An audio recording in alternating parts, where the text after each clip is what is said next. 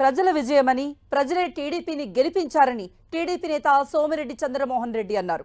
జగన్ పాలనలో జరిగిన అరాచకాలను ప్రజలు తట్టుకోలేకపోయారన్నారు. అందుకే టీడీపీకి పట్టం కట్టారంటున్నారు సోమిరెడ్డి.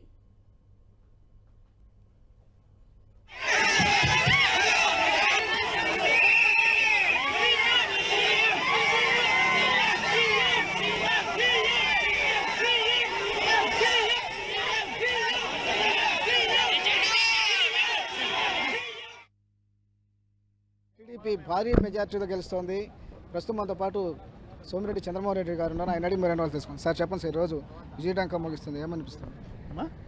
ఈరోజు పార్టీ విజయడంకా మోగిస్తోంది, ఏమనిపిస్తుంది? ఎస్ నాన్న, మేము ఊహించిందే. బట్ ఇంత కట్టలు దించుకొని జనం ఆఖరికి జగన్మోహన్ రెడ్డికి ప్రతిపక్ష హోదా కూడా లేకుండా చేస్తారని అనుకోలేదు, కానీ మేము గెలుస్తామని అనుకున్నాం. నెల్లూరులో 10 సీట్లు వస్తాయని మేము ఎక్స్పెక్ట్ చేసాం. నేను పదే మీడియా ముందు చెప్పా 10 సీట్లు గెలుస్తామని. రాష్ట్రంలో 135 నుంచి 145 వస్తా అనుకున్నాం. ఈరోజు 160కి పోయే పరిస్థితి వచ్చింది.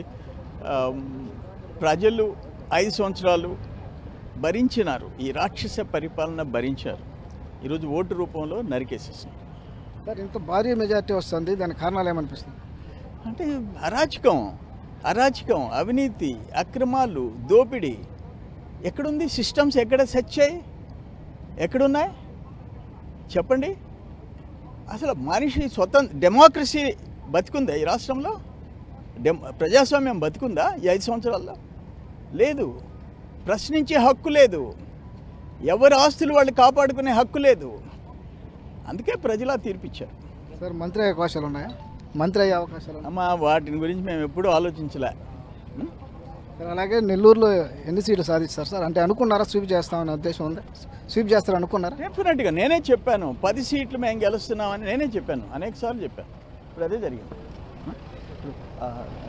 అయితే ఈ ఎన్నికల్లో ఇది ప్రజలు తెలుగుదేశానికి పట్టం కట్టారు. ఇది ప్రజలు చేసిన ఎన్నికలు ఇవి. ఖచ్చితంగా ఈ మెజార్టీ ఇచ్చింది కూడా వైసీపీ చేసిన, జగన్ చేసిన అరాచక పాలన అంతమొందించడానికి ఇంతటి ఘన విజయాన్ని అందించారని కూడా సోమిరెడ్డి చంద్రమోహన్ రెడ్డి చెప్తున్నారు. వీడియో జర్నలిస్ట్ ప్రదీప్తో దేవకుమార్, 10 టీవీ, ప్రియదర్శిని.